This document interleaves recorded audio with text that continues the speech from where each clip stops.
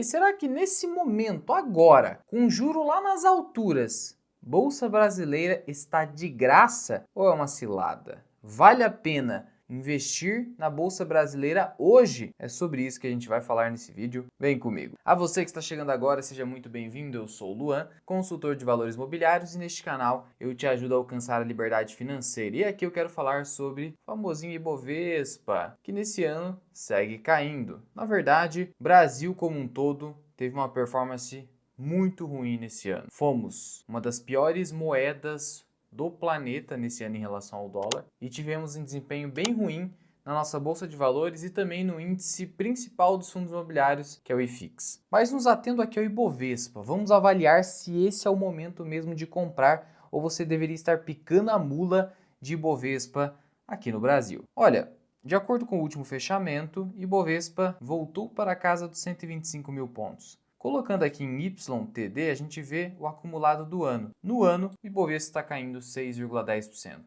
Isso quer dizer que se você começou a investir na Bolsa de Valores brasileira, no seu índice, na média ali das empresas que compõem o mercado brasileiro, não necessariamente reflete a verdade.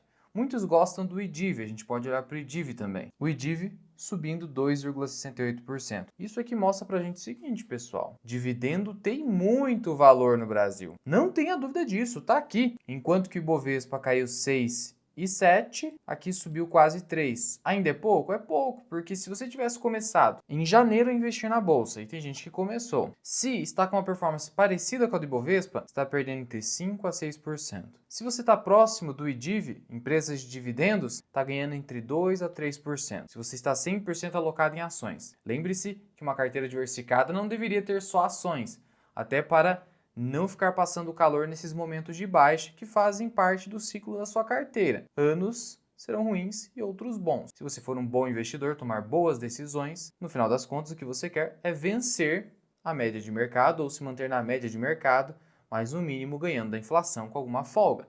Senão, você não tem ganho real e aí a sua aposentadoria é ilusória. Beleza, mas e agora? O que está acontecendo? Por que a Bolsa Brasileira segue em baixa na média? E o IDIV perdeu do que aqui? Da inflação. A inflação brasileira bateu quase 5%. Veja, pessoal, nós temos uma meta de inflação, que é de 3%. Então o governo brasileiro, ele tem uma meta de inflacionar o seu dinheiro, significando que você perde poder de compra nessa proporção, de 3%. Então a ideia do governo era, olha, ao final de 2024, quem tinha R$ 100 iria comprar o equivalente a R$ 97.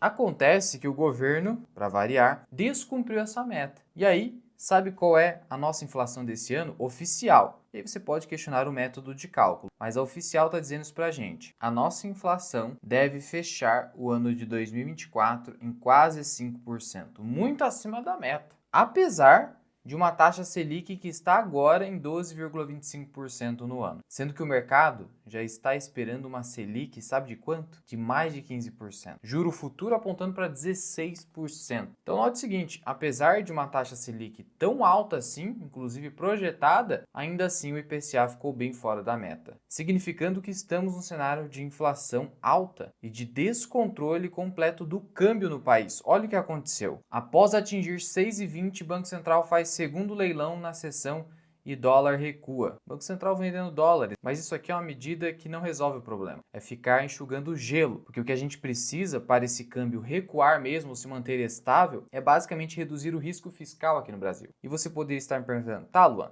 todo mundo fala desse negócio de risco fiscal, mas eu não sei bem do que se trata. O que é isso na prática? Vou te mostrar aqui com um exemplo, envolvendo as contas públicas federais. Primeiro veja o seguinte, esse aqui é o site do Tesouro Direto. É por aqui que os investidores podem comprar o quê? Títulos públicos federais, dívida do governo. Quanto que a dívida do governo está pagando hoje, com prazo de vencimento em 2027? 15,57%. Já a LFT, que é o nome técnico para Tesouro Selic, está pagando Selic mais 0,03, se for 2029, Selic mais 0,10. É importante esse ajuzinho de 0,10 porque aqui no Tesouro Direto você paga 0,20% ao ano de taxa de custódia para a B3. Você tira 0,10, sobra 0,10 de taxa de custódia, que desconta da Selic. Se a Selic chegar a 16, eu posso ter um rendimento bruto aqui de 15,9. Olha que maluquice. Mais de 1% ao mês líquido. É muito dinheiro para ganhar simplesmente com risco zero. Claro que existe um risco. Aqui é mais um risco de inflação,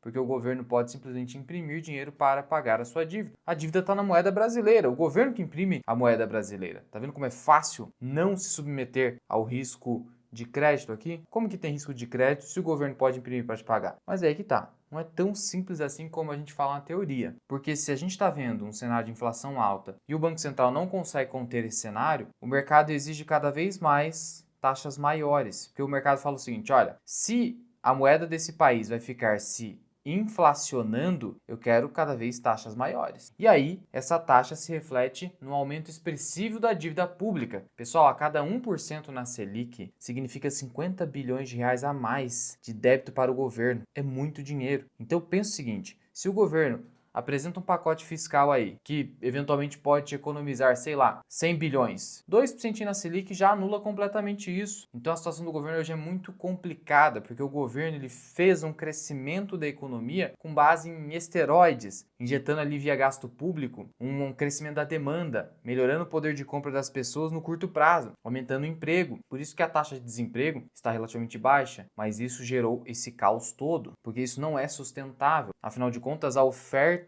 não acompanhou. Teve um aumento da demanda, da procura, por conta do gasto público, mas a oferta não pôde acompanhar porque não tivemos efetivo crescimento da industrialização no país. Então note que a gente está num cenário complicado. Mas voltando aqui para o risco fiscal, que inclusive está fazendo o Congresso Nacional apertar o governo, tirando aquela margenzinha de déficit de 0,25, colocando déficit zero completamente, pelo menos é o que eles estão tentando colocar aqui. Esse gráfico aqui é o ponto-chave para você entender o risco fiscal no governo. Esse aqui é o relatório mensal da dívida pública brasileira. Esse aqui é o relatório de outubro.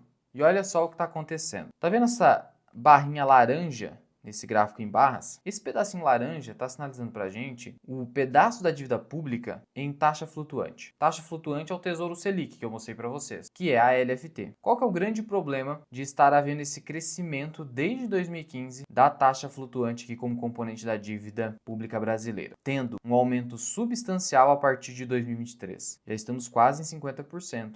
E isso deve acabar acontecendo. Porque toda hora vem o quê? Vem suspensão de negociação de títulos públicos. Você está vendo isso quase que diariamente em pregões. E aí o que acontece? O investidor pensa o seguinte, ora, tudo bem que tem a garantia de recompra do título pelo governo, mas ele fica suspendendo negociação e só deixa Tesouro Selic disponível, vou comprar Tesouro Selic. E aí a demanda por Tesouro Selic cresce e isso gera um problemaço para o governo, porque isso é dívida de curto prazo. O Tesouro Selic, pessoal, é a dívida menos arriscada de um país. Por quê? Porque a marcação a mercado no Tesouro Selic é praticamente nula, porque ele rende em dias úteis a taxa Selic, uma taxa flutuante, de tal modo que o caixa das pessoas no Brasil acabam sendo alocado no Tesouro Selic. A procura é enorme. Só que quando o governo tem muito dinheiro no Tesouro Selic, muita dívida no Tesouro Selic, ele fica obrigado a ter uma posição em caixa suficiente para honrar. Mas detalhe, ele não tem essa posição suficiente para honrar. Ainda mais com esse crescimento substancial que estamos vendo nesses últimos 2 anos da dívida pública e do componente taxa flutuante. Imagina só um cenário em que os investidores ficam completamente assustados com o Brasil e correm fazer o quê? Resgatar completamente o Tesouro Selic. Mas o governo não tem dinheiro suficiente para honrar 50% de toda a sua dívida por conta de estar em curto prazo em Tesouro Selic. E aí? O que o governo vai fazer? Vai imprimir grana. Imprimir grana significa o quê?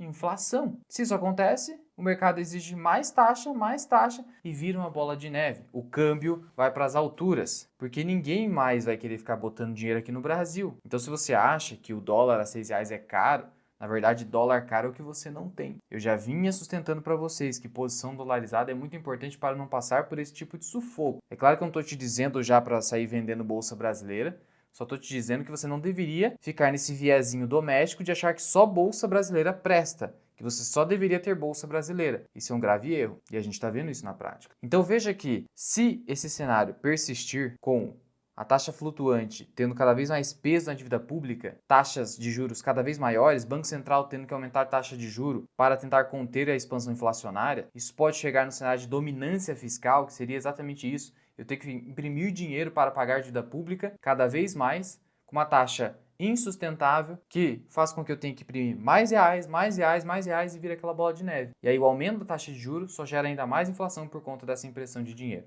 e saída de dinheiro do país, gerando uma força monstruosa do câmbio. É por isso que o governo precisa decidir isso agora, sob pena da Bolsa Brasileira eventualmente continuar caindo ou andando de lado. E andar de lado significa cair, porque ela está perdendo a inflação, está perdendo do CDI, que é o custo-oportunidade. Tudo isso tem que ser colocado na conta do investidor. Não só olhar assim, tá andando de lado, beleza, ou não caiu, tô de boa. Se a sua carteira rendeu igual ali o IDIV 2%, 3%, perdeu a inflação. É uma perda na prática. E aí você vai vir me contrapor, Luan, mas todos os países estão super endividados. Esse relatório do FMI, que o FMI fez um estudo que até 2029 a gente vai ter pelo menos 100% do PIB comprometido com dívida.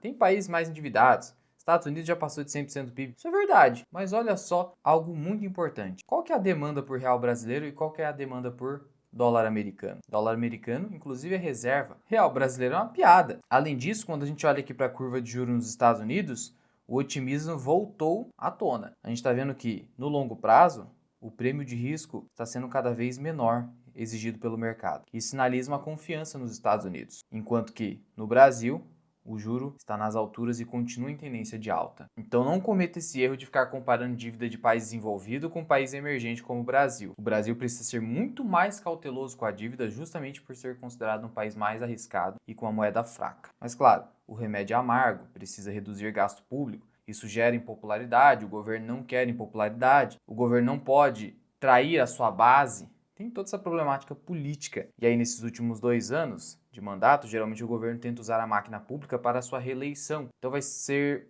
um período complicado, a bolsa pode acabar sofrendo ainda mais. De todo modo, o momento hoje é para compra? Ela está barata? A gente viu aqui que o risco fiscal está se acentuando. Mas e aí? Esse risco já está devidamente precificado? E aí a gente sempre volta aqui para o Ibovespa em dólares. O Ibovespa em dólares, pessoal, ele está aqui na casa dos 20 mil. Por quê? Porque hoje, essa pontuação do Ibovespa aqui de 124 mil pontos, que seria algo próximo de 124 mil reais, seria equivalente a pouco mais de 20 mil dólares, com o dólar lá em 6,10. E aí a gente tem esse gráfico do Ibovespa em dólar desde 1963 até 2024. E veja que tem um canal de alta traçado aqui. Análise gráfica, de longo prazo. Veja que esse canal foi até testado aqui antes dos anos 2000, aqui na década de 90. Tentou romper aqui, mas até voltou. Respeitou esse suporte aqui após os anos 2000 e agora está aqui nesse período desde 2019, 2020, nessa acumulação, mas ainda assim respeitando esse canal de alta, esse suporte. Veja que para o Ibovespa voltar para o topo aqui desse canal, ele teria que ultrapassar essa linha aqui, que seria a linha inclusive dos 100 mil dólares, no mínimo dos 50 mil dólares, e 50 mil dólares hoje em dia seria o quê? Seria 300 mil pontos. 100 mil dólares seria o quê? 600 mil pontos. Olha que loucura, olha a maluquice quando a gente compara a nossa bolsa em dólares. Ela está tão depreciada, mas tão depreciada em relação ao dólar, que ela chegar aos 50 mil pontos seria ela voltar aqui para esse topo de 2008, aos 50 mil pontos em dólares, tá bom? Isso seria 300 mil pontos hoje. E aí 300 mil pontos, a nossa bolsa teria que mais do que dobrar de preço. Então hoje tem um enorme desconto. Quando a gente olha para o indicador preço-lucro, está em 8 vezes, reforçando o desconto. É importante a gente colocar o lucro aqui, porque mostra pra gente que o lucro das empresas está se mantendo. Porque se a bolsa de valores estivesse caindo, mas o lucro das empresas estivesse caindo ainda mais, esse indicador preço-lucro, ele estaria bem mais alto, 11, 12, 13, 14, 15 vezes. Aí a bolsa estaria cara, apesar da queda. Agora, como esse indicador está em 8 vezes, com uma pequena queda da bolsa, 5, 6%, vamos ser sinceros, é uma relativa pequena queda, ainda mais no Brasil com toda essa volatilidade. Isso significa que o L de lucro está conseguindo se manter ou até crescer. Muitas empresas estão com resultados sólidos. Então o que a gente percebe é que empresas brasileiras continuam com resultados sólidos, a queda do preço gerou esse múltiplo interessante na Bolsa Brasileira, que segue com enorme desconto em dólares, mas já há vários anos, então não espere algo do nada. Então a gente poderia concluir aqui que sim, o Bovespa está muito barato. Quando eu falo em Bovespa, as empresas brasileiras no geral. Mas sempre há um contraponto. É importante a gente ouvir a outra voz, o contraponto, o contra-argumento. Veja que tem pessoas que não concordam com isso. A Bolsa Brasileira está barata? Ajustando pela concorrência? Nem tanto. Essa é a visão da Legacy Capital. Eles entendem que Bovespa hoje, próximo de 10 vezes lucro, está muito próximo, sendo que eles entendem que o setor bancário tende a não ter múltiplos mais altos por conta da concorrência hoje, que commodities devem negociar em múltiplos mais baixos mesmo, justamente porque hoje o mundo está mais voltado para inteligência artificial, tecnologia. Então esse seria, na visão deles, o novo normal, a bolsa negociar nesses múltiplos. Então essa é a visão da Legacy Capital. Para a Quineia, na parte de multimercados, só há espaço hoje para Estados Unidos. Brasil é ladeira abaixo, justamente por conta do risco fiscal que deve continuar alto aqui no Brasil e o câmbio disparando. E aí, no meio disso tudo, você fica pensando, no que eu vou acreditar? Tem argumentos bons para os dois lados. O que eu faço? Tem canais que falam mal da Bolsa Brasileira, falam que é um lixo, que não vale a pena investir aqui. E aí eu vou te dar aqui minha visão sobre esse assunto agora. Mas antes, se você quer se tornar um investidor independente, não deixe de conhecer o meu treinamento, Formação Mirai Investing, clicando no botão aqui embaixo na descrição e no primeiro comentário fixado, tendo acesso por 5 anos e aprendendo a ser um investidor independente completamente, sem mais depender de casa de análise, dica de YouTube, relatóriozinho, nada. Você vai montar a sua carteira, gerir e analisar o mercado com segurança. Link na descrição e no primeiro comentário fixado. Bom, agora vamos à nossa visão final. Primeiro ponto, se acostume com as narrativas. Sempre haverá argumentos para um lado e para o outro. Você vai precisar ser um investidor preparado, saber qual caminho seguir. E aqui eu vou te dar a minha visão. Bolsa brasileira está com desconto? Sim, até quando você compara desconto médio histórico em relação a outros emergentes. Mas isso é suficiente para você colocar todo o seu capital no Brasil? Não. O ideal é você ter um pedaço dolarizado e outro pedaço em bolsa brasileira. E não é para ser radical de falar, não, só vou ter bolsa americana ou só criptomoeda. Por quê? Porque um portfólio ele precisa estar preparado para todos os cenários econômicos possíveis de inflação, deflação, prosperidade ou recessão. Se você só estiver em bolsa americana ou só em criptomoeda, você não vai estar protegido de todos esses cenários. Você precisa proteger o seu capital antes de tudo. Muito menos você vai estar protegido estando só com bolsa brasileira na carteira. Mas sim, precisa ter bolsa brasileira. Você vive no Brasil, os seus gastos são em reais, então você precisa de dividendos em reais. Então você não pode ter todo o seu capital no mercado financeiro sujeito à flutuação cambial, ao risco cambial. Ter todo o seu dinheiro só em bolsa americana vai fazer com que você esteja somente exposto ao risco cambial. E aí, se o dólar acabar desabando, justamente no momento que você precisa eventualmente vender ações porque a sua renda fixa acabou, você teve uma emergência, aconteceu alguma coisa, e aí, justamente naquele momento, o risco cambial foi ao seu desfavor, você tomou uma péssima decisão, porque você não tinha renda variável brasileira em reais. Então você que mora no Brasil, que tem gasto no Brasil, seu passivo é brasileiro, você precisa ter renda variável brasileira. Reduzir a flutuação cambial também é algo importante a se pensar no portfólio, ainda mais num caso em que o Brasil está relativamente barato. Claro que todo esse risco fiscal é um problema, mas o mercado já está traçando o pior dos cenários, batendo uma Selic a 16. Portanto, pessoal, é preciso ter tanto posição dolarizada quanto posição brasileira. Definir ali o seu asset allocation, seu balanceamento. E se Bolsa Brasileira, em razão da queda, caiu abaixo do seu balanceamento e abaixo da sua banda de reequilíbrio, então, por exemplo, seu peso Brasil é 25% e a sua banda de reequilíbrio é 15%, então caiu de 25 para 15%.